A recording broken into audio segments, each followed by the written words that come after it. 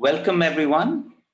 I'm Dr. R.K. Prasad. I'm the Vice President of AFPI Karnataka, and it's my pleasure and privilege to invite you all to this session.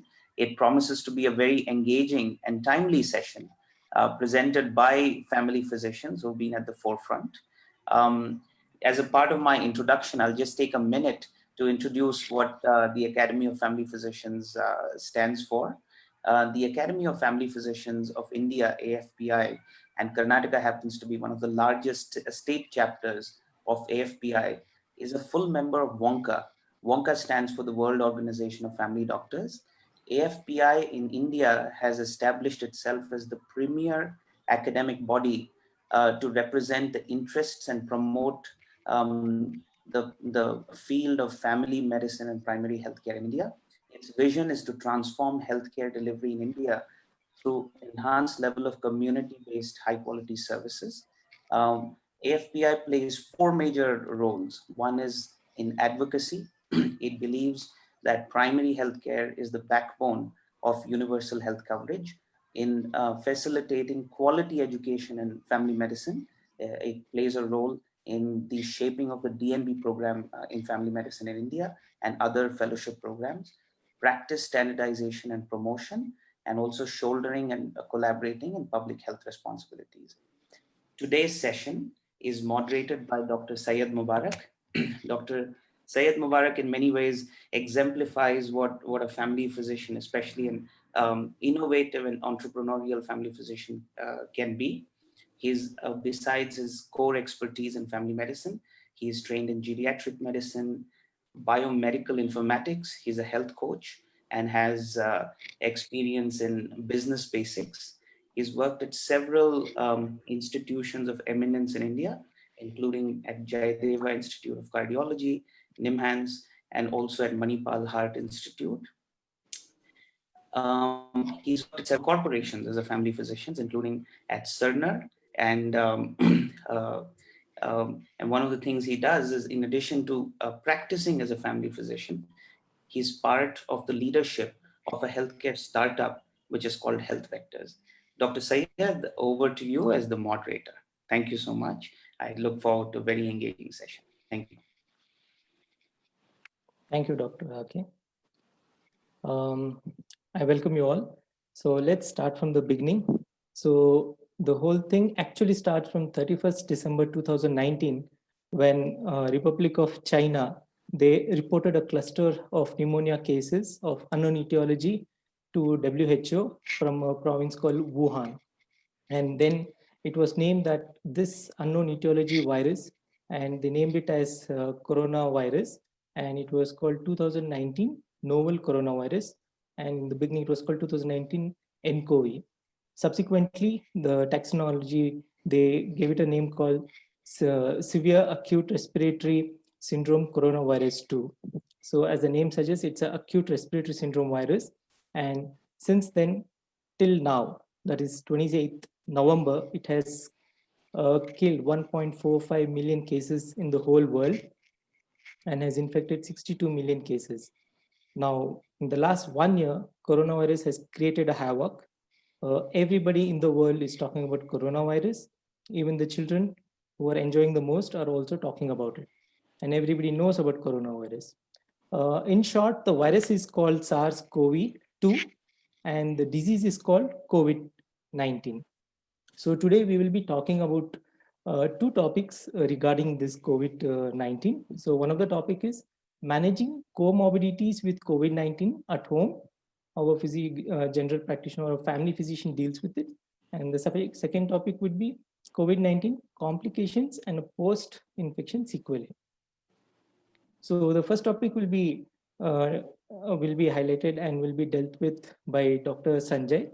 Dr. Sanjay has been our very senior physician.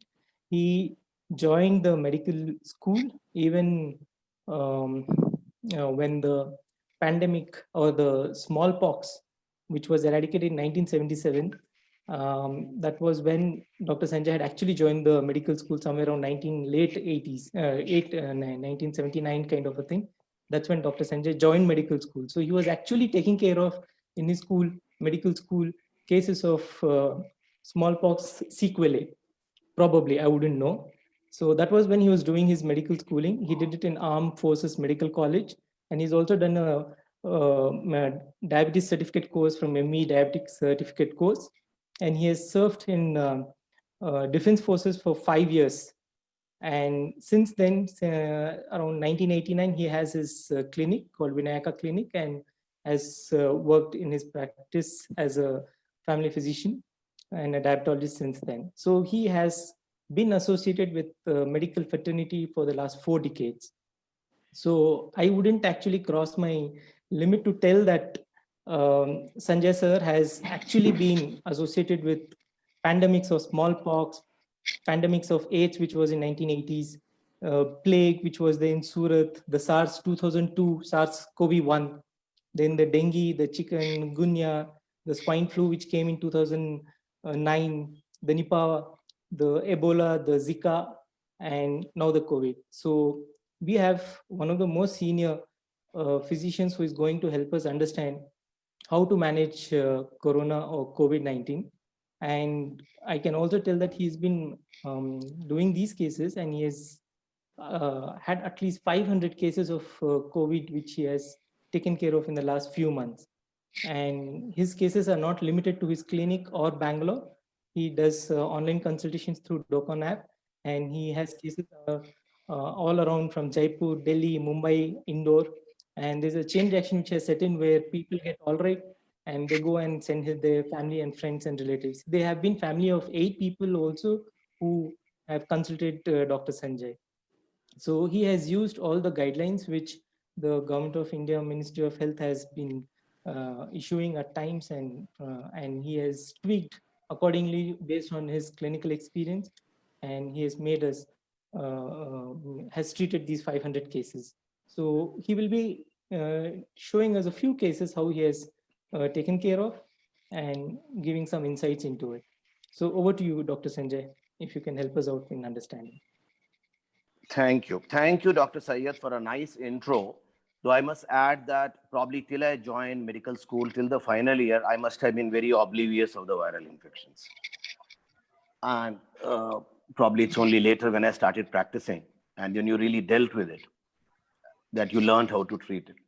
So hi, fellow doctors, at the outset, as you all know, we are in the midst of a pandemic of coronavirus, a predictably unpredictable, mysterious virus. And as the pandemic progresses, the mystery keeps unraveling with management strategy still evolving. Many patients report to us all primary care physicians. We in turn have a great task diagnosing, convincing, counseling patients on the treatment modalities using the various guidelines, be it the ICMR and WHO. So WHO seems to be confusing us more in the recent times. But as you all know, most important is using one's clinical acumen, experience, and an individualized approach to patient, which is basically the golden rule in our private practice. Luckily, so many of us were already using telemedicine platforms, which made it easier for us to consult these quarantine COVID patients. As primary care physicians, we deal with mostly mild and moderate cases initially, as well as post-hospital discharged patients who are admitted either for observation or sometimes they go into complications. Amidst all this, I have many interesting cases I have seen since probably end June when pandemic came, it became more in Bangalore. I'll make an effort to present a few of these simple ones. The treatment part is very well known and it's already been widely discussed in many platforms. My emphasis is more on how we guide and manage these cases at home. I welcome and request you all to share and add your experience and knowledge to this very relevant topic. So fine, I'll just read the last line. Amidst all this, I've had these interesting cases. I'll make an effort to present a few simple ones. The treatment part is very well known as it has been widely discussed at many platforms. My emphasis is how to guide and manage the cases at home. I welcome you all to request and share and add your experience and knowledge to this very relevant topic. So here I take off. This is the first simple run-of-the-mill case, 44 years that you can see. He came to me about a month back. This is a family of positive people. They are a family of 7, 8 people. Out of them, 3 were positive. This person is a patient who does visit my clinic once in a while, and his mother and his wife were detected positive prior to him, 2, 3 days prior to him, and he reported asymptomatic positive to me initially. His mother and wife were diabetic. His mother was elderly. I had advised her hospitalization immediately. They were not admitted the day he consulted me, though, and I had to coax them to admit both of them because the wife also was a diabetic. And when he reported positive, I started him on doxycycline and ivermectin, as uh, I would do with the asymptomatic one. And uh, uh, and he didn't claim to be having any comorbidity. He was telling he didn't have any hypertension and diabetes. Some basic investigation was advised, and kindly zoom in because some of the slides may not be very clear. He was advised this sort of a treatment. This is the online prescription we send to the patient. As we know, we can't consult them in the clinic. So advised a strict home isolation for 2 weeks. He was told to buy a pulse oximeter, and he was insisted told to buy a home BP meter, which is very important. I tell most of my patients they must have a BP meter, the digital BP meter, whether it's an Omron or any other brand, a glucometer, and I always use the dialogue. It's like a mobile. If you buy a mobile, you buy these 2 things also, especially if you have a diabetic at home. In the course of few days, his D-dimer did, when I did the first D-dimer, this was after about 4, 5 days, it was already rising above 500, 652. And you can see the next value because we may not go back to the slide, but it come down to 150 later. His BP on 25th, when I made him buy the BP meter, was 150/100, which is not just one reading. It was probably 24 hours or 4, 5 reading. And that's one reason I had to start an antihypertensive promptly. So he was put on telmisartan with amlodipine, and an aspirin was added. And considering his mother's family history of diabetes and now his hypertension, I have had more recently more confidence on using favipiravir compared to doxycycline ivermectin. So I start him promptly in a course of favipiravir, which is the first day we have to use, as you know, 800, 1800 mg BD, and then it's 800 mg twice a day, depending on up to 2 weeks can be given. He was also, since his D-dimer had started rising on 27th itself, he was put on rivaroxaban, that is the new generation anticoagulant, and his CRP had slightly got elevated. A decision was taken. As I said, it's an individualized approach. A decision was taken to start him on a methylprednisolone, a lower dose of 4 mg BD. He was, that is for the next patient, he was monitored regularly. He responded very well, and he's still recovering. He's very fine. His CRP and D-dimer have remained normal, and he continues to be on antihypertensive. Probably he was hypertensive before that. He hadn't, and this is in the course of our treatment in COVID, we have discovered so many diabetics also.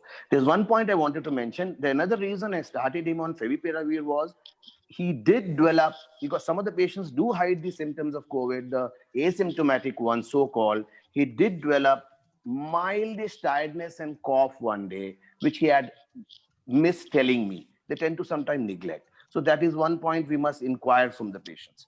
And I found favipiravir did a good job in him. I've seen it doing in so many other patients. The next patient is another interesting case. It's a 25-year-old boy who's never been my patient. I've never seen him physically, even this time, obviously. He came to me as a positive case, referred by another patient of mine, online telemedicine platform on 10th of October, COVID-19 positive. The interesting part is he's 25, which is very young. But the point is, since the age of 5, he is a case of connective tissue disorder, under treatment at CMC Vellore, with a hydroxyurea, now at present at 300 milligram per day, folic acid, and a methotrexate weekly dose. So that means he had a connective tissue disorder along with the COVID. So this is a patient who's on immunosuppressants and had to be careful. I promptly consulted a rheumatologist who's very close to me, and he guided me how to manage him at home without admitting him. So this patient, as you can see, he showed a rise in his lab markers, especially the D-dimer. which started going. He came to me on 10th, on 16th, and it was regularly done as a home collection. It is another job convincing patients to get home collection done, because they do cost money. From the standard labs, they charge for the PPE kits. So as you can see, his D-dimer went up to 1,226, and then it was 1,283. And later on it came down, though luckily his CRP never went very high. See, these are individual variations in CRP I've been watching also. So, and he was put on an aspirin 75. He was put on a taper dose of methylprednisolone 16 mg initially twice a day for 3 days, then a taper dose, and a rivaroxaban 10 mg, Xarelto 10 mg. I'll add a point here that Xarelto 10 mg costs about 75 rupees each, and it was an effort to convince him to buy that, because he would ask me, sir, I'm very fine. Why do you want to buy me all these drugs? So I had to tell him, no, your D-dimer has gone up, and the implications of D-dimer is these, and otherwise I'll have to hospitalize you, and you don't have an insurance. So it's better you take it, and you'll probably be benefited. And I also had to convince him that you are under treatment of me in consultation with the rheumatologist. And as I showed you, his D-dimer came down promptly. He has recovered. And later on, he was reintroduced on methotrexate.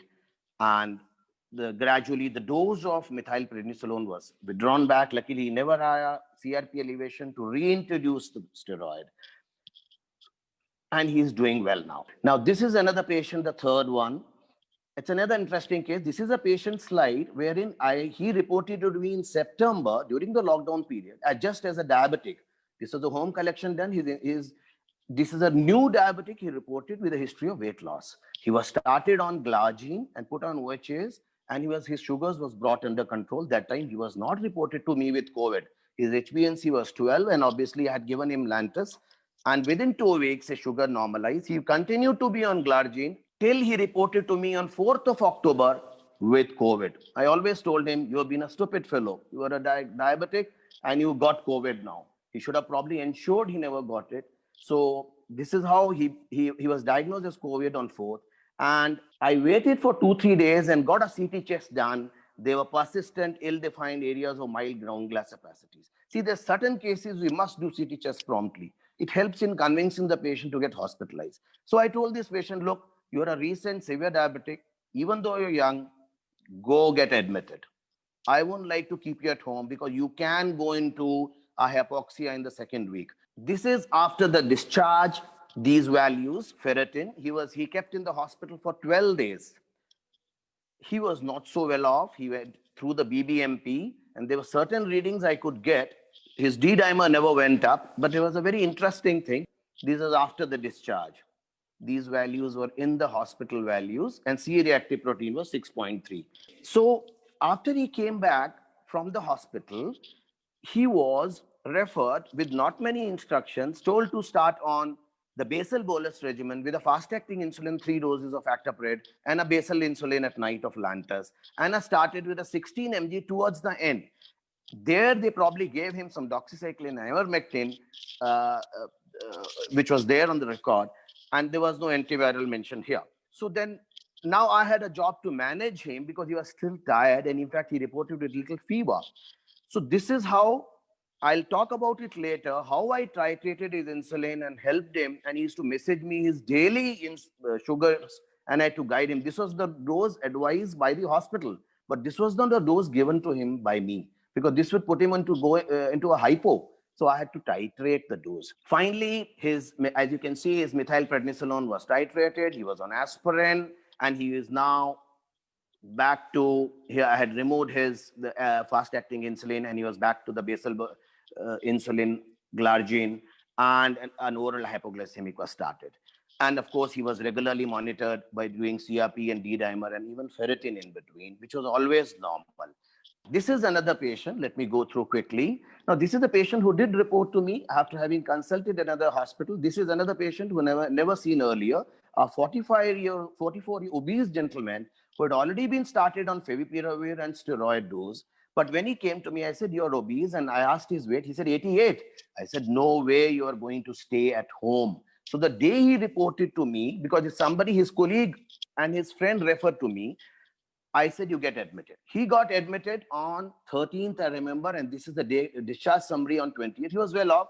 into the corporate hospital, and he did go. He was very thankful to me when he said, sir, he called me from the hospital, good you admitted me, because he went into hypoxia, he was given remdesivir, he was given Dexona, and Fondarist is the anticoagulant injection, and he was discharged with he developed hypertension. He was a pre-diabetic. He went into diabetes. So his CRP continued to be elevated, though his D-dimer never went high. These are the reading initially before he came on the workup and after the discharge. And his sugar levels, these are post-discharge. After 20th, he got discharged, and 21st, he reported. So initially, they were quite okay. But gradually, there was a fluctuation. But then he was managed with OHAs. Initially, as you can see, they would have prescribed an OHA. But here, I have put him on an antihypertensive, Tazloc Trio 40, and metformin with glimepiride combination. I'll talk about this diabetes treatment again. And his BP was well controlled, and a taper dose of steroids. We all are very used to all these prescriptions. In between, this is the very important thing. Around second, that is around 12 days after discharge, 2 nights he felt breathless. The second night when he felt breathless, I made him have a checkup from a pulmonologist and a cardiologist in the form of a PFT, an echo, an ECG, and a treadmill test. They were all normal because I wanted to rule out if he had a pulmonary fibrosis. No, it was all fine. Even a 6-minute walk test was done. It was all normal. And only thing he was put on MDI, multi-drug inhaler, in the form of Budamate. That is a combination of formoterol with budesonide, and he responded very well.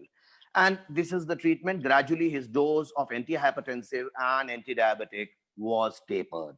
Now, I'm going to talk about, these are the guidelines we have for the diabetes management for the patients at home isolation in COVID cases. There are some quick points I would like to myself add on to it. You can all have a look at it. Always check firstly the random blood sugar, the glycosylated HB, that is the HbA1c, the creatinine, the TSH of all patients once you diagnose as COVID, irrespective of age. During the course of treatment, as we know, many go on oral steroids. So always make sure the patients who go on oral steroid, make them sure they buy a glucometer. The people who can't afford, their glucometers available in Jan Aushadhi for 500 rupees, where the sticks are dirty cheap. Please tell them to buy, convince them, and if they can't purchase, I give them the glucometers. So I have arranged glucometers for patients, and then they realize, oh, it's not a costly affair. And tell them to do a self-monitoring blood glucose regularly. If the fasting sugar and the postprandial sugar is below 140 and 180, and they're initially pre-diabetics, you can advise only a diet control. If it rises above 140 and 180 up to 250, a metformin can be started. And even when we give metformin, we have to be very careful because already patients are swallowing, COVID patients, a lot of drugs, they'll have gastric upset. You add a metformin and he'll start vomiting. So it's very important to individualize, talk to the patient, convince them how to take a drug, and keep a watch on them. So regular messaging and talking to the patient is so essential in home isolation and practice. And higher FBS and PPBS, I prefer starting an SU metformin, especially when the stricter control is required. But there is a choice to use gliptins in certain patients. I did use only gliptin with metformin in some patients. And in patients who had gastritis, I would probably use only an SU. Diabetic treatment, as we all know to a certain extent, is an art, and one learns with an experience. Very important message is regularly check fasting sugar, BP sugar, and at times also post-dinner sugar. Regarding insulin initiation, basal bolus regimen is the preferred regimen. Starting at 0.4 kg per body weight, a 60 kg patient will require, say, 24 units. So you start at 3 doses of a fast-acting insulin like Actaprid, and another 6 units of Glargine at night, a basal insulin at night. And monitoring has to be done of these patients of 6 sugars a day, that is fasting before breakfast, after breakfast, before lunch, after lunch, and before dinner, after dinner, and a random sugar at times also. Then only they'll have a confidence to take the correct doses. Remember, diabetic control is very important. Let me go to the take-home messages because I have a lot of points to tell you on that. COVID is a predictably predictably unpredictable virus. Now, this is the big word. The reason it sounds predictable. First week, patients think, oh, nothing has happened to me. He'll have tiredness and fever one day. I've had patients diabetic who had tiredness and fever one day. And they said, nothing has happened and you're just scaring me with something. While they don't know it's a highly unpredictable one. On the 9th day, when he has suddenly the oxygen level drops, then he feels tired. And then there was a time in the month of May, June, when the patients used to run around hospital because they never realized that how unpredictable the virus is. So this unpredictability has to be explained to all patients. This is not for me and you to learn. This is to be passed on to them. That's what the second point is. There's the silent hypoxia in the second week, which is a mystery. It's a mystery. COVID is still a mystery virus. The third point, each patient needs an individualized treatment and an advice in the initial stages. In the initial stages, we have doxycycline, ivermectin, favipiravir to choose from. We have already moved on from hydroxychloroquine, as we know. Uh, it's a, I always use the word COVID.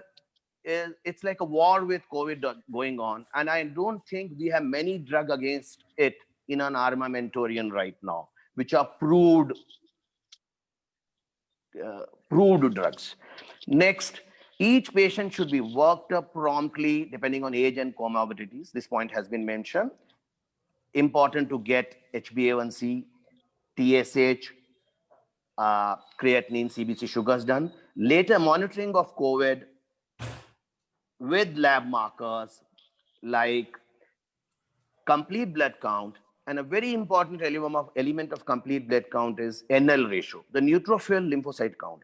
I found it very useful because I observed the patients who had an NL ratio of higher than 4 were doing little worse, and the patient who are having between 3 or 3.5, 4 were doing little better. So probably it is to obviously do with the lymphocyte count, which is a true fact. And we have to, the basic markers we must ensure are the CRP, the LDH, the ferritin, and the D-dimer at the required interval. And a basic test of X-ray chest, CT chest in many cases, as I mentioned, and an ECG in quite a few cases. Even certain youngsters who may be obese is essential. And I'll also add, even in home isolation, I have got these tests done regularly, except for an X-ray chest, where I used to tell the patient to request your neighbors, if you're in a flat, squeeze out or go and explain them and get an X-ray done, because we need to monitor you to keep you at home. And we don't need to crowd the hospital simply. Later monitoring of COVID with MAG-Black, this is done. The rapid antigen test and the RT-PCR test for COVID, the accuracy and timing and the false negatives, as we know, are very commonly discussed topics. Well, I don't need to talk about it. Initiation of oral steroids, anticoagulants has to be judiciously done. They're very much required, but we have to choose how to do it. You have to convince the patients and be brave in using oral steroids, because inflammation is what has to be controlled in COVID. People who went on steroids, as we know, in fact, probably it will get proved, steroid was the mainstay on treatment in COVID finally. During post-COVID care, Dr. Srividya is going to talk a lot on that. Few patients, especially the one with comorbidity, and also those who were hospitalized with complication, need to repeat certain lab markers like CRP and D-dimer, even up to 3 months or so, because I've had patients who felt tired after 1.5 months, and suddenly the CRP was elevated, and they had to be reintroduced on methylprednisolone. Control of all comorbidities like diabetes and hypertension is very vital in controlling diabetes. Very important. And uncontrolled diabetes is known to aggravate COVID inflammation. This is a pandemic which demands a proactive approach. I must say, of course, the practice demands a proactive approach always, but this pandemic, it's a pandemic. It's once in a century, millennium. So this is a pandemic which demands a proactive approach from all the healthcare workers, depending on patient compliance. Some people are very compliant. They will send the messages every day, and some people have to be coaxed. They may not remember you or don't remember you, it doesn't matter, but you're supposed to help the patient. Lastly, I would have probably spoken for another half an hour if I wanted to. There are various telemedicine platforms are of great help in managing COVID patients at home. And I joined telemedicine platform 2 years back, thanks to you all family medicine doctors. And it's only this year that I started video consultation. And I think I consider myself lucky to be with you all and join this platform. that I could help so many COVID patients. I treated 400 COVID patients through the telemedicine platform through this app, and another few without that, like by messaging, because not everybody is on telemedicine, but there are many patients who do connect to me on WhatsApp. And so it has been a wonderful thing. And it's telemedicine is definitely, it's there to stay, and it's required to maintain the proactive approach, which is badly needed to treat even diabetics and hypertensives and other patients, especially in our primary care. It is very useful. This is what I have to tell. Thank you all, and thank you for bearing with me. Thank you. Thank you, Dr. Sanjay. That was very insightful. And those experiences which you shared with us from your 500 plus cases of treating COVID, that will be very useful to us. And for the ones who want to learn more, we can discuss in the common groups. And we do have some question and answer session in the end. I will request Dr. Srividya to take the next topic, and she will be doing SARS-CoV-19 and its complications and the sequelae. And she needs no introduction. She's the head of the Department of Family Medicine, Bangalore Baptist Hospital. Ma'am, over to you. Thank you, Dr. Syed. I hope I'm audible to everyone. Yes, you are. Yes, thank you.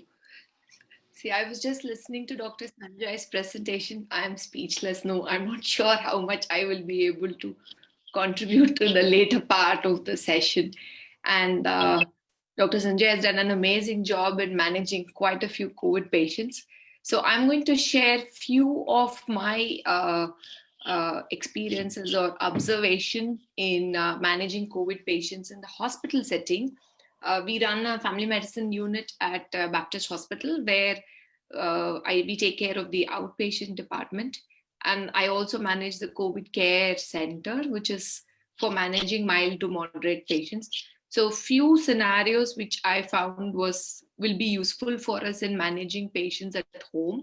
So I thought these are the points we should remember and then monitor our patients when we are managing. We do home isolation and managing patients at home, but my observations are from the hospital setting. So this is a first patient, a 70-year-old gentleman who was a primary contact with COVID positive patient. Because he was a primary contact, this was in initial months where he got the swab done. He was found to be positive. He had a comorbidity of diabetes and hypertension. He had a history of SDH where he got a craniotomy done 4 years back, but otherwise quite stable and active individual. When he got admitted, the main reason for admission was, though he was asymptomatic, he felt that because of his other comorbidities and age, family was insistent that he gets admitted. So that was the main reason for his admission, though he was completely asymptomatic.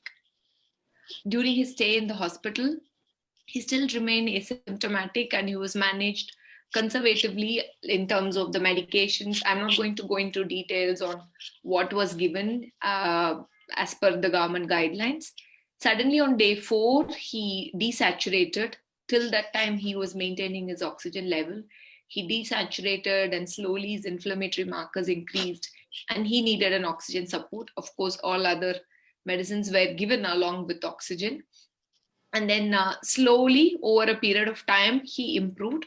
He remained off oxygen for 3 days and was discharged from the hospital with a follow-up plan to review him soon. So this was his lab marker. So as you can see, there has been improvement in his ferritin, LDH, and CRP level. He was discharged on 29th of October from the hospital, and slowly he was followed up with the repeat test at home on 1st. And then you can see the later part of the slide where the D-dimer is going up. So in the follow-up, we noticed that he had raised D-dimer. So in view of his raised D-dimer and CTPA was done, which confirmed that pulmonary embolism was there, and he had to undergo treatment for that. So it's one of the known complications, and the good thing is that he was observed regularly and monitored, and the D-dimer was done. And then even though he was on heparin prophylaxis at home and oral anticoagulant, he still developed PE. So this is one of those cases we have to remember. And when questioning, it was noted that he was not very regular after going home and had stopped his oral anticoagulant. He was given heparin at hospital. On going home, he didn't continue his oral anticoagulant, and then 5 days later, he developed a PE. So this is one case which I would like to share. So case number 2 is a 50-year-old woman who presented with a fever, cough, shortness of breath for 3 days. She's also a diabetic on OHA. While she was admitted, she was febrile, her saturation was low, tachycardia was there, X-ray showed infiltrates in both lungs. So she was admitted with oxygen support along with other medicines. She continued to complain of feeling of breathlessness and palpitation in spite of good amount of oxygen, and the D-dimers were not increasing as much as the symptom. It was not clinically matching. ECG showed these are the changes in the ECG. And then because of her symptoms, we did other tests to rule out if there is any underlying myocardial issues. Her TROPS, when everything was perfectly normal, but her CKMB was increased. She was diagnosed as COVID-related myocarditis. Treatment was given accordingly, and slowly she recovered. So she's another case, myocarditis secondary to COVID-19. So first patient had a PE, second patient with myocarditis. This is another common observation in majority of Indian studies as well as in the Western studies where they have followed up patients with COVID-19. Case number 3 is a 45-year-old gentleman who came with complaints of fever, cough, cold, shortness of breath for 5 days. RT-PCR turned positive. He had no other comorbidities. He was otherwise fine other than the acute respiratory symptom. On day 4 of admission, patient developed sudden weakness of his right upper limb along with aphasia. Immediately CT brain was done, which showed an acute infarct in left parieto-occipital region. So this is another gentleman with a with an event, acute CVA for him. Young gentleman. So when I was going through the quite a few papers about what are the complications, this is one of the common complications they have identified in a younger adult without any previous comorbidities. CVA can happen. See, we are all aware that people with comorbidities are at higher risk. As Dr. Sanjay was also mentioning, young patients also, we cannot take it lightly. They have to be addressed equally, and then active treatment needs to be started for them. So, and as we know, the virus is quite unpredictable. So I'm going to the case number 4. This is a case which was managed on telemedicine platform. So 46-year-old gentleman complains of fatigue and muscle ache. When we asked further, he reported that he had a COVID-19 infection. He had done a home isolation and recovered very well. Initially, he had mild respiratory symptom and he recovered very well. His main complaints was mainly fatigue and muscle ache. He was telling the doctor, I cannot move much. There's a lot of aches and pains.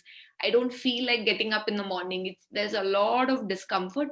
And when you ask him in detail, it's not a joint pain. It's not a joint swelling. It's a muscle ache.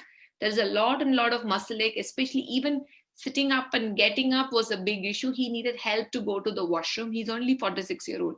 So the fatigue was quite significant for him. And he didn't have any other symptoms. Physical examination, lab parameters, everything was normal. Of course, I brought him back for follow-up and examined him, and it was completely normal. Blood work was well within the range.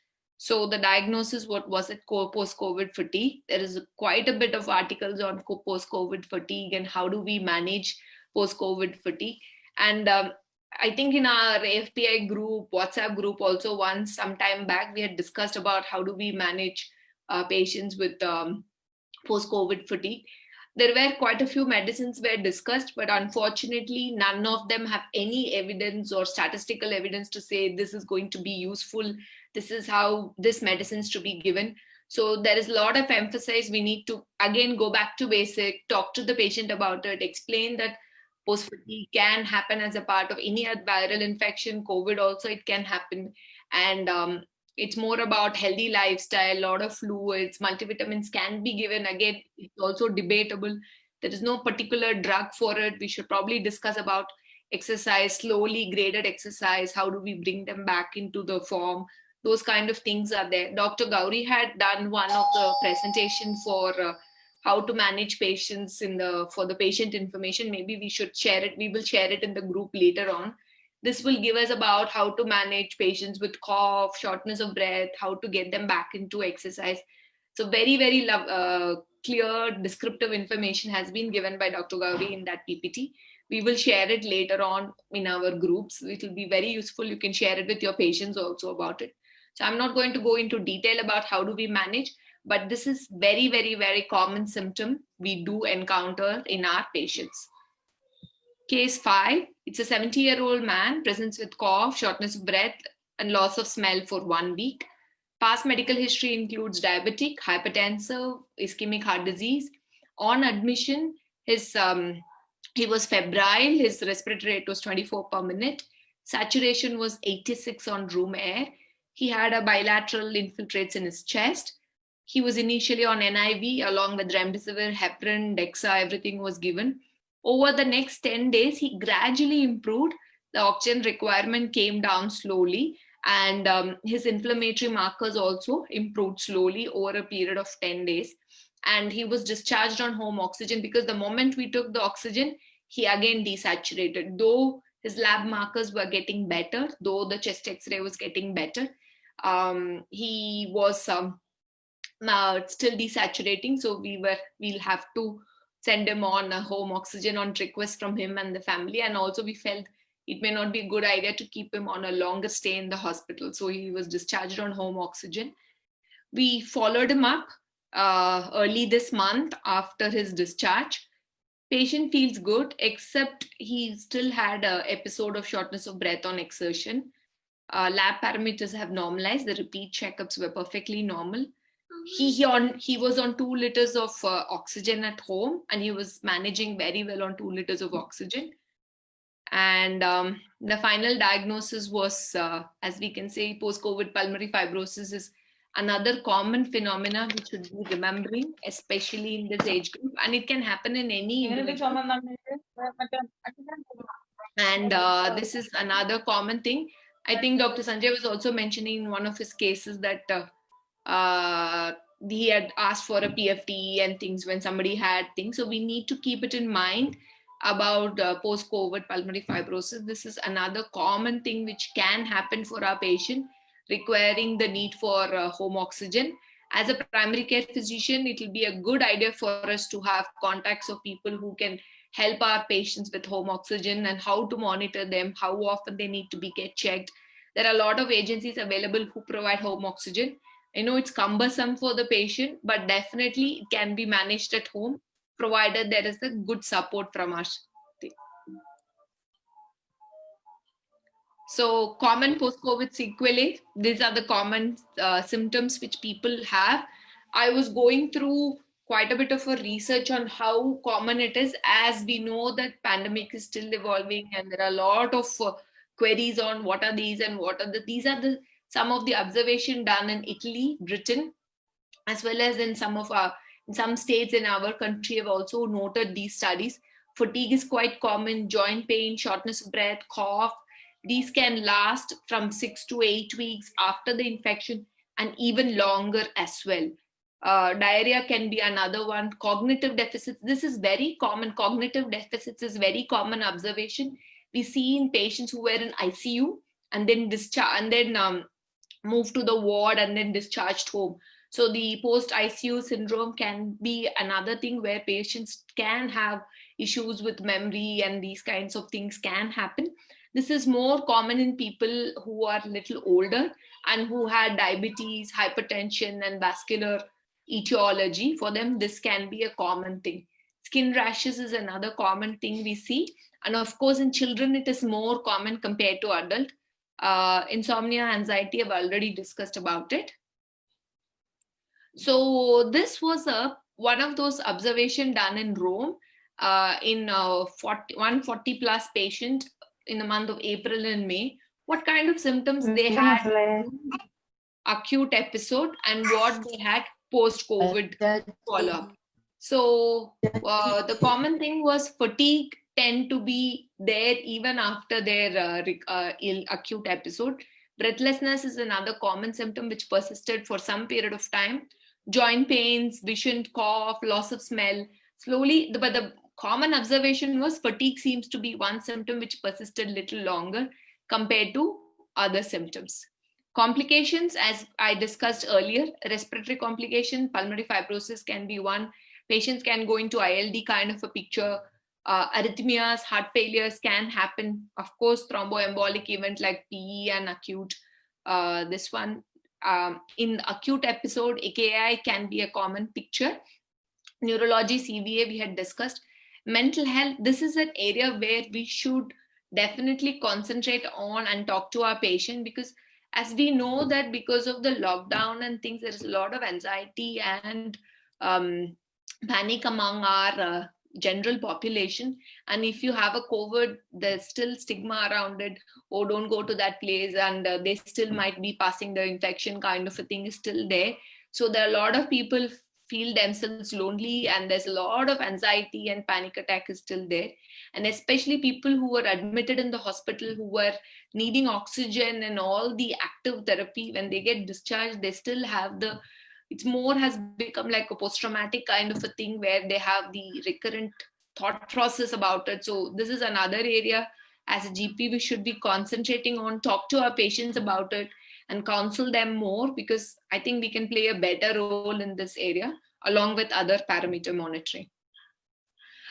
This slide looks quite intense, but I really love this slide because this is one of those things which had come up from a BMJ article about how do we manage long COVID in primary care.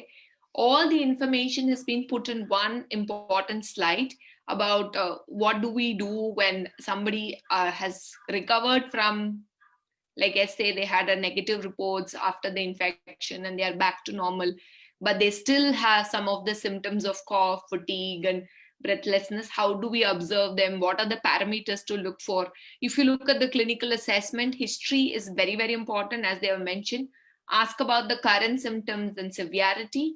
Look for examination, like as Dr. Sanjay was mentioning also, checking their blood pressure, checking their respiratory rate, checking their oxygen saturation, which can be done at a home setting. The BP machine can also record the heart rate for them, and they can tell this to us. So these are the things, and when they come to the clinic now, it's post-COVID, they can definitely come for observation. So after the initial assessment, along with history, then only look for investigation and ask for it. Always talk to our patients about safety netting, which is very, very key role. Talking about feeling breathless, feeling chest pain, making sure that they're not able to do the 6-minute walk test, which Dr. Sanjay was mentioning earlier. The happy hypoxia is another thing. We should talk to them, explain to them what will happen and when do they need to ask for help. These important safety netting is very important. And identifying each problem, like management of cough, management of breathing, managing diarrhea post-COVID, these things can be done from our side very well. And also managing the comorbid conditions. So they have also highlighted the mental health thing, which I had discussed earlier. So this was one of those easy thing which we can ask our patients to do. It's post-COVID-19 functional status scale, which was developed by the European Respiratory Society. This is to assess how good they are or how good they have come back to their normal self in terms of their activity of daily living. And then this is an easier questionnaire which can be handed to our patients. And this will help us to identify what has happened to their functional capacity post-infection. And we can plan our treatment plan or management accordingly. Again, this has to be tried in our Indian setting, then only we will know. Still a lot of work needs to be done on this. So as a primary care doctor, what is our role? treatment of common ailments is important. Pulmonary rehabilitation in terms of breathing exercise, getting them back into exercise, graded exercise therapy.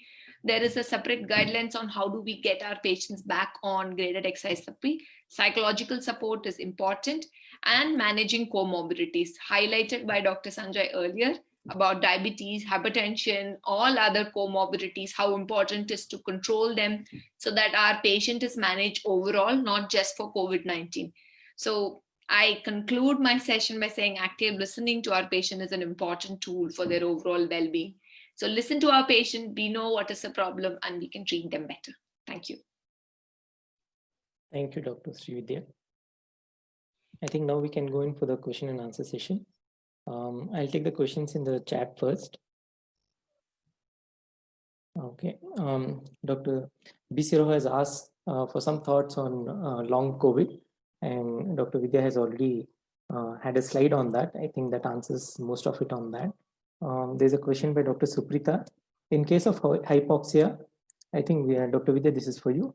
In case of hypoxia happening in second week, how does one monitor or manage an otherwise healthy young individual? Do we need to admit or do we need to manage further?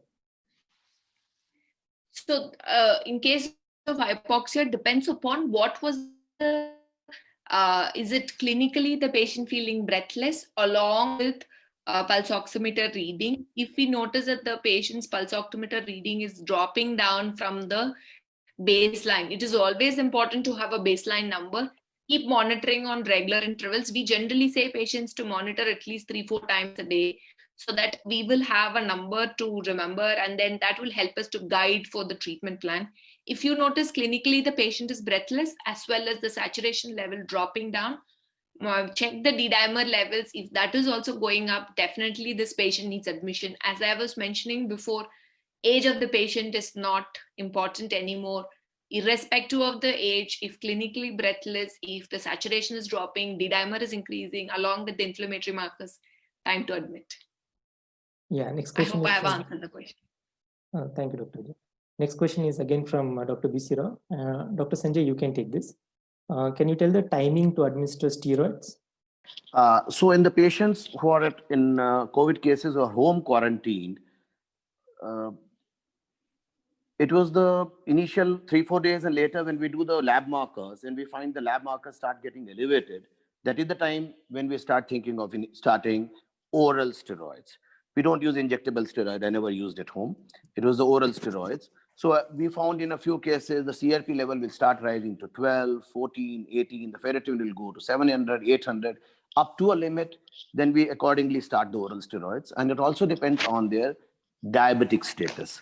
Because if we start, we have to start irrespective of the diabetes status. If the patient is a diabetic, we'll have to monitor that. And of course, diabetes, most of them are admitted. But if they are post-discharge and they come with a higher CRP, the steroids are not withdrawn. As I said during the talk also, there's so many patients who continue to be on oral steroids up to 2 months. Because when I withdrew them after 1 month, their CRP started rising back. And they did complain of fatigue and joint pains. So I had to start, say, a methylprednisolone of 8 mg OD and then gradually taper to 4 mg and continue at 2 mg, that is 4 mg half for a month, which is still going on with few patients. I guess this answer should suffice. Yes, Sanjay sir, that should be okay. But any patient who is going towards a moderate category of classification, I think those are the ones who gets categorized to be on steroids. Moderate, yes, and anything above moderate is when. So exactly. We treat as primary care physician, as I mentioned, we treat the mild and the moderate cases only, and some of the moderate cases they go into admission also. Yes. Next question is from Dr. Preeti. She is asking Dr. Srividya, how was the myocarditis case which you presented managed? So this was managed like any other viral myocarditis. I'm sorry, ma'am, I can't go into details about managing because I was not the primary physician managing. This was under the cardiologist. But this patient mainly was managed like any other case with viral myocarditis. And the patient improved, and it was only symptomatically managed by them. I can check and discuss the detailed plan, but I am not too sure about the exact medication given. Yeah, as well, the next question is also regarding the severe case you presented.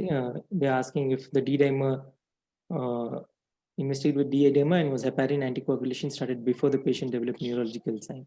So this patient, this is one of those, see, I didn't put the lab parameters for this patient. This patient definitely was quite stable on admission. Inflammatory markers were completely normal, and he was managed conservatively only with doxy and ivermectin. He was walking around the ward.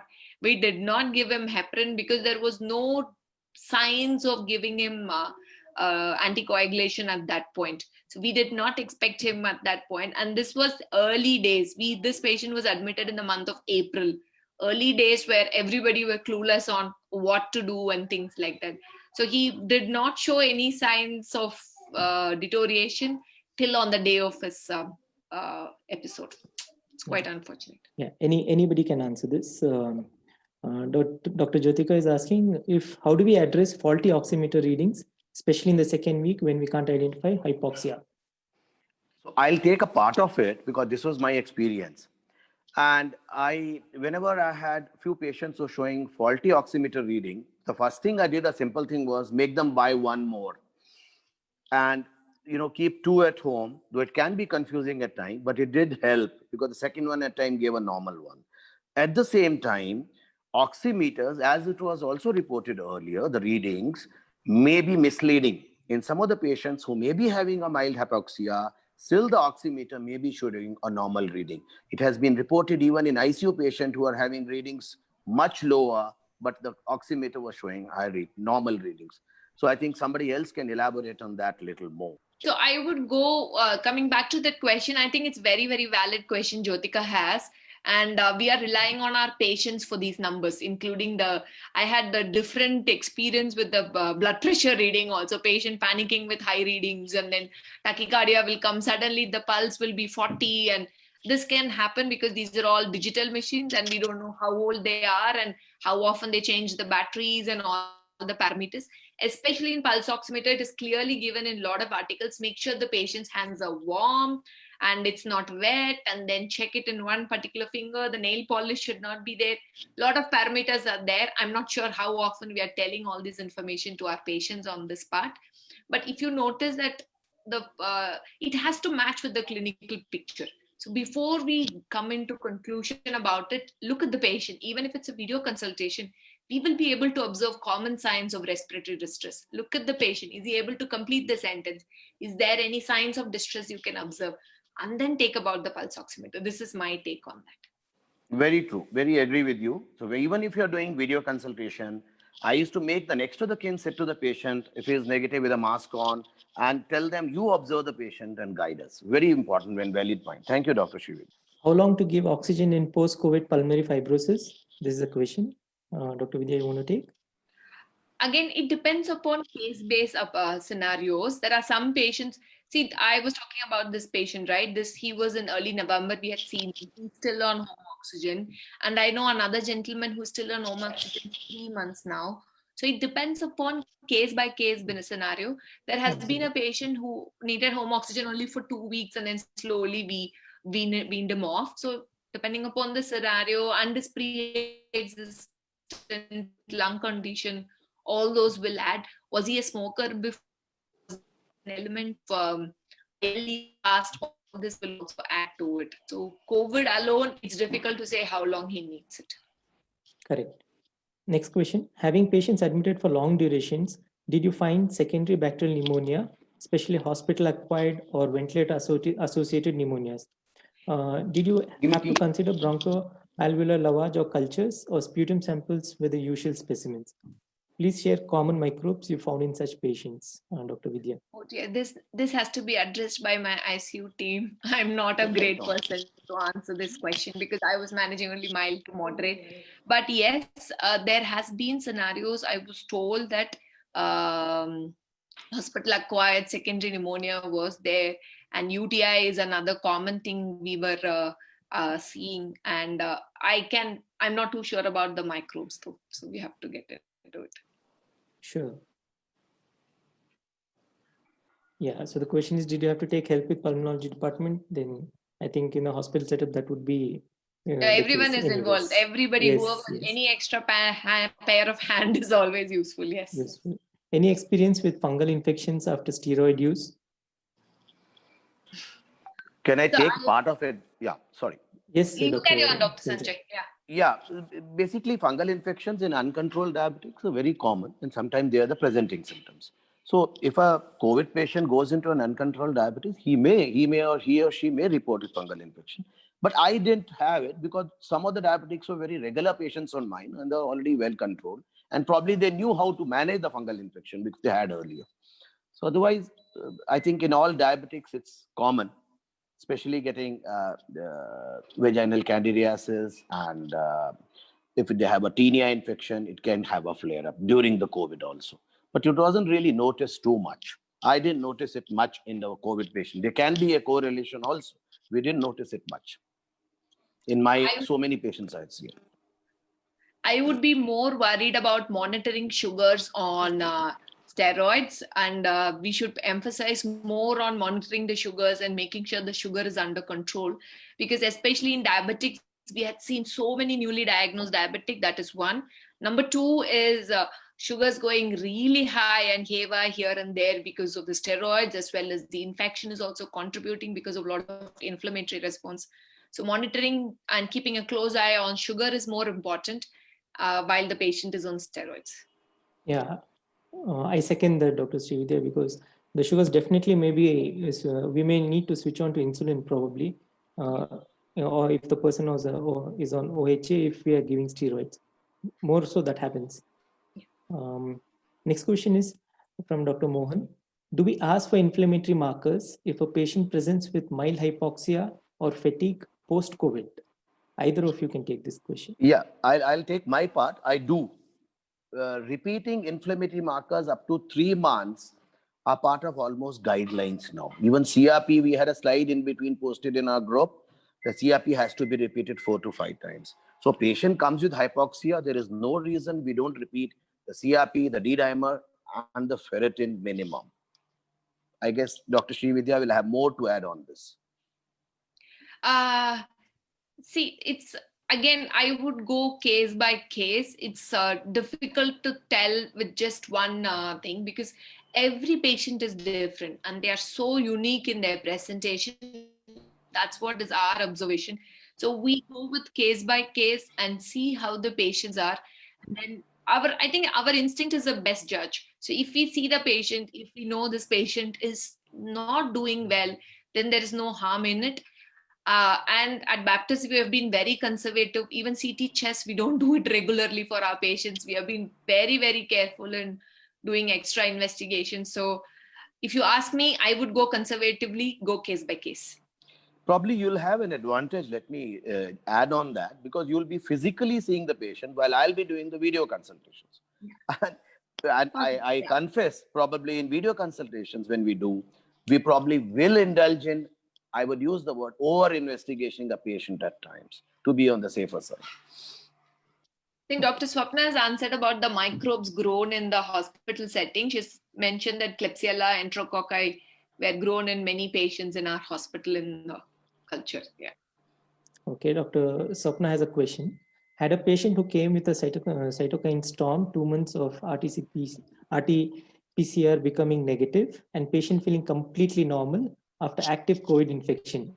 Any studies on how many months should we look out for post-COVID complications and reassure patients of recovery? I think the answer is 3 months is what is the answer, because after 3 months, the acute phase is no longer there, it becomes a chronic phase. So up to 3 months is when we are watching them. And after that, it does not categorize into acute phase. There's a BMJ article on this. 3 to 6 months as well. Then it goes into the chronic phase. Then you need to watch it as a chronic. Yeah. But this is a cytokine storm for the acute phase is the question. Yeah. There's a question by Dr. Bhuvaneshwari on tuberculosis and COVID. Can I take that a part of it? Can we go in the order? Okay, you can take sure. that. Any experience on TB patients with COVID? You Yeah, can finish it. basically, I wanted to share one experience of a patient who had COVID, and he reported from he had COVID at Bellary. I still remember in the end of July, and he came to me in the end of August, and for which he was quarantined and he wasn't given much treatment. He was about 30, 33. He was a pre-diabetic then. He came to me in the end of August with 6 days of fever, and probably it was an interesting case. I could have presented that. I'm just recollecting. And around 30, 32. Uh, and I finally did all the investigations, and obviously COVID test was negative. And what we found in the X-ray chest, that he was having COX. There was a cavity. So that was post-COVID. He said he didn't have any other symptom, no symptom of loss of weight earlier, and he also was detected to be diabetic. I had referred him to my pulmonologist. He was started on ATT, accurate 4, and then now every month he is reporting, and he's fine. In fact, moment he started on ATT, his fever abated, it went away, and he improved, and he's on an OHS also. So this was a patient who post-COVID, maybe because of a lowering of immunity, and he was staying in a small, not so well off patient, he was staying somewhere and he contracted tuberculosis. And this is one case I have to report. Not in an existing case of TB which had COVID. But Dr. Sanjay, I can just add to it.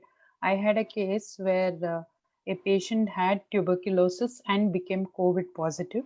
It was just 20 days of his ATT treatment, and then he turned out to be positive.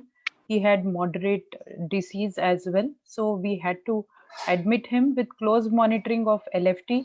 And as per the national guidelines, you need not stop ATT if there is not a significant rise in the transaminase level. And national guidelines also mandate that every COVID patient who is coughing for more than 2 weeks, you need to test them on tuberculosis as well. But fortunately, though this patient was an alcoholic, COVID positive, moderate, on remdesivir and on ATT, his LFTs were just maintained, fortunately, and he didn't expect any complications. And of course, we were very judicious in our usage of steroid in this particular case.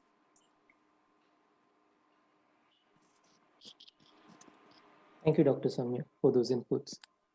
Next question is, asymptomatic patients with mild to moderate elevated CRP, probably after discharge, can we consider HCQs to reduce the requirements in dosage of steroids? that's a very interesting question, because I'll take a part of it again. I have somehow stopped using hydroxychloroquine in COVID, but I do look for a drug when, as I said, when we have elevated lab markers, and I have to again reintroduce methylprednisolone, as I told you, in asymptomatic or mild patients, or in moderate post-hospital discharge patient. I would like to look for an alternate for the steroids. Somebody was telling colchicine is one of them. So I haven't tried any other drug. I would like somebody else, Dr. Srividya, Dr. Soumya, who are treating patient in the many more cases, and somebody else can add to it.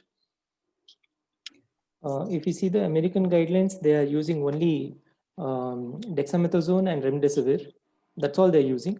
In addition, but if you see the Indian guidelines, we do use a little HCQ, but they're concentrating more on the other ones. The guidelines are very clear. HCQ is not the first line right now. We are going into more of doxy and ivermectin, which is a little cheap and best kind of an approach. But favipiravir and the other ones, I'm talking about the mild ones, which we do in the GP. There we are using. But if we see the American guidelines, HCQ is like totally against. It's a very, very against kind of a approach they have towards HCQ. So they are okay with the dexamethasone, but not okay with the HCQ approach. To answer this question, I'm bringing in the American guidelines. They are not okay with using HCQ in replacement of a steroid. That's what sorry to interrupt you. Basically, I meant in post-COVID situation, when probably in the beginning we are using doxycycline, ivermectin, and favipiravir. In the post-COVID situation, I thought the question meant that it was a post-COVID situation, if the lab marker elevate, whether hydroxychloroquine can be reintroduced. That's what he was asking, I think. So I thought probably I'm not using it, right? Yeah, that's what. So in that situation, I'm still using methylprednisolone in a tapered dose. Correct. Which I would like to avoid. Yeah, sorry. Yeah. I have a question here in terms of, see, if the question is for post-COVID and the long COVID patients in the early weeks after the completion of 3 weeks of COVID infection, and then they are at home. They have very mild symptoms, but still mildly elevated CRP. I am not too sure why we need to treat them. Are we treating the number or are we treating the patient? Patient. So Good point. why put them on unnecessary medicines if they are clinically stable, lab markers are not very bad, and if they are somebody who can come for regular follow-up, I would just observe this patient. I would not jump. Again, this is my observation, and this is what we have been doing. Surely, I would add. Totally agree with you. Totally agree. Go on, Dr. Sanjay. Yeah, I would totally agree. It's only the patients who complain back and get back to us with some symptoms of post-viral fatigue and tiredness, and then we consider. Otherwise, I reassure them, even if the CRP is, of course, within 10, within limits, I tell them, don't bother. Keep monitoring it. This is a mystery virus. We don't know how inflammatory markers behave in this. Probably another 6 months down the line, we'll have a different treatment protocol for it. This is my take. Okay, Dr. Swapna Bhaskar has an input. All SARI patients should be tested for sputum AFP and PCR2 as per guidelines. Yes, Dr. Swapna, taken. Dr. Bajaj, he has a input. Americans took 20 to 30 years to accept ORS. They also took that much time to accept Dexano, which are GPs use it left and right. We have 5 more minutes to end the session. Are there any more questions? Dr. Syed, you have missed one question asked by Dr. Vishwanath on the comments about reinfection in COVID. Oh, I'm sorry. I didn't see. I missed. Reinfection in COVID, there's quite a bit of discussion happening. I have not seen anyone in our hospital setting, so I'm not in a better position. When I was looking at the article, there were few cases has been reported. Whether it's a reinfection or the old infection, still there is a question on that. So Dr. Sanjay or anyone can take this question. I haven't had as yet. I think somebody has asked children with COVID. There is one more question, children with COVID. Can I just add my thought on the reinfection? We've had few patients with reinfection, and mostly what we have seen is people who had very mild infections in the first time. Like it's been almost I would say 9 months since we are seeing COVID infections. People who were recently tested as contacts and who had very mild infections, and many of them, when we did the antibody test, they were also pretty minimal or no antibodies. In such patients, we have been seeing COVID reinfection, where the antigen again give positive, or the RT-PCR, we can always not take it as 100% sensitive, but patient developing symptoms and antigen showing positive. So I think there we can consider it as a reinfection. Otherwise, there is a little bit of confusion of when to call it reinfection based on which test. So what we have seen is patients who had very mild infections, not those ones who had these, very severe infections. I haven't seen any reinfections. So, I would love to hear back your thoughts. If I could just add, of course, the paper on reinfection, there was a paper from Mumbai, Dr. Jayanti Shastri's team, they documented reinfection. I have in addition to being a family physician, I have the vantage point of serving as the clinical director of a COVID-19 RT-PCR lab. And there have been 2 occasions where the emergency medicine physician called us asking, there was one patient in whom there was a clear documented symptomatic patient who had presented in July, whose PCR was also positive at that time. And this woman, she was actually pregnant. Her PCR test came back again positive in October. And the emergency medicine physician had asked me if this is actually a case of reinfection. We were not convinced at the lab, so we retested and we got a negative. So one of the problems with interpreting reinfections is the RT-PCR test. It's fraught with false positives and false negatives. And while as clinicians, we look at this as a yes or a no, but behind the scenes, the interpretation of the yes or the no depends on the CT values the kit, the timing when the sample was collected, the amount of time it took for the sample to be collected and for it to reach the lab, the type of buffer or the VTM used, the type of technique used to extract RNA, and sometimes the CT values for the 4 genes. You have an RNase P gene, which is the host gene. Even if that's a clear positive, sometimes you have to look at the N gene, the E gene, and the RDRP genes, and there can be variations in interpretation. So in my experience, as both a clinician and as someone associated with the lab, whatever conversations around patients with suspected reinfections have tended to be false positives due to the internal, issues with RT-PCR testing. So I have not seen any reinfections. Vidya. RK, there are a couple of questions on RAT positivity as reinfection. Would you like to take that question? Sure.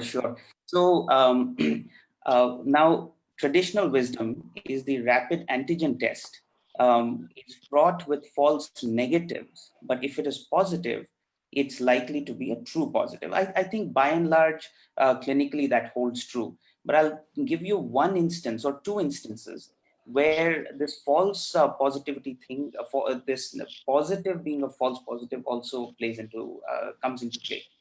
The first instance is sometimes in community testing. Take a BBMP, testing center, for example. The rapid antigen test has to be interpreted at a fairly exact time, and there can be sometimes very faint lines which you can see, which between two observers, one might call it a positive, one might call it a negative. So sometimes that could be an instance where you get a false positive.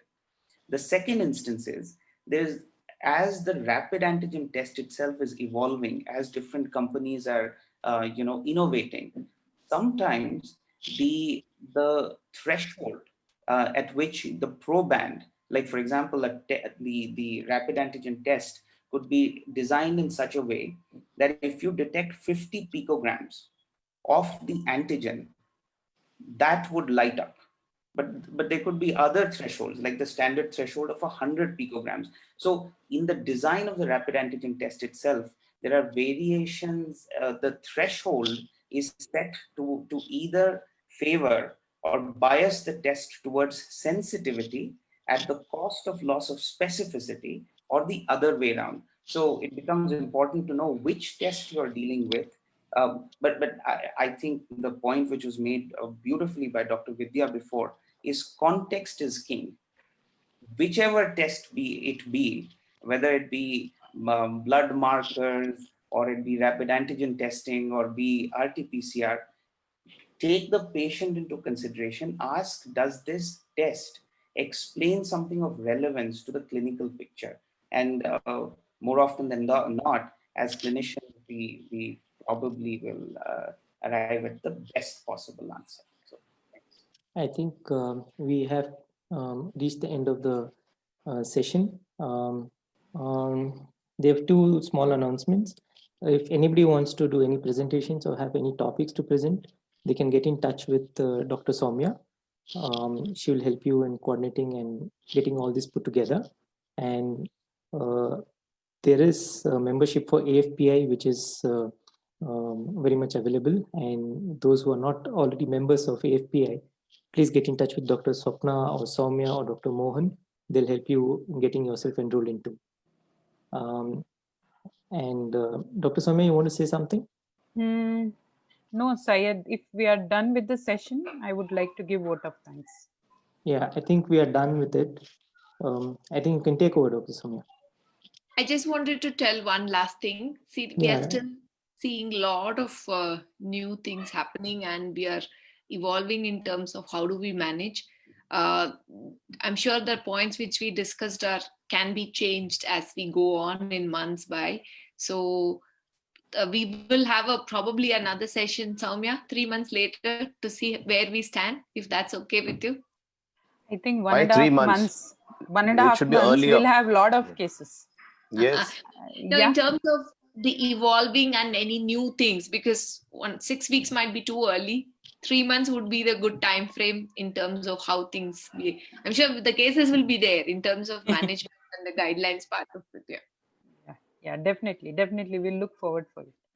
Thank you. Okay, coming to the end of the session, first thing is it was a fantastic job done by the one of the youngest presenters we have ever had in our CME, namely Dr. Sanjay, who has presented a lot of interesting cases, and of course Dr. Srividya, very well discussed topics. She has just opened, both of them have opened us the Pandora's box, so we have to pitch in more.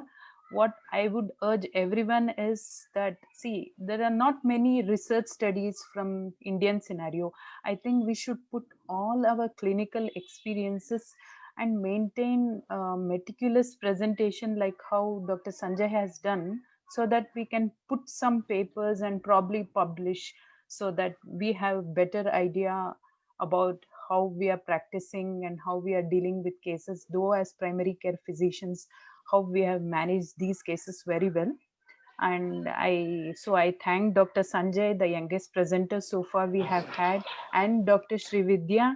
I also thank Dr. Syed, who cooperated for organizing all the things, and our own RK, who of course explained us all the critical confusions what we have regarding reinfection. Probably RK can present a couple of cases of reinfection in the upcoming CME as well, with a good evidence-based studies, because his partner is a microbiologist as well, who would throw us more knowledge on this. I also would like to thank our participants. We have had up to 69 participants, with representatives from Kerala, Tamil Nadu, West Bengal, Maharashtra, and whatnot. And we have also had our EC members, though busy, have pitched in a lot for the CME, and I thank everyone for participating. It is your participation which is more important for us, because it will help us to learn and treat better, because COVID definitely is an evolving subject, especially in the current pandemic. And in the days to come, the more we share, the more we learn. Thank you, everyone. And we should thank Jyotika for being an amazing host and letting everybody in. Yeah. Oh, thank you, Jyotika. Thank you. And Okay, she's see the you one all. who prepares all our flyers and everything, because the numbers matters a lot because of probably a lot of your effort. I also thank a few special guest appearances, very knowledgeable people sitting silently but contributing a lot, like Dr. B.C. Rao and Dr. Preeti Shankar, for coming and participating in all the sessions, and our own beloved Dr. Swapna Bhaskar, though in hometown at her mother's place, participating in this very CME for the cause. Thank you very much.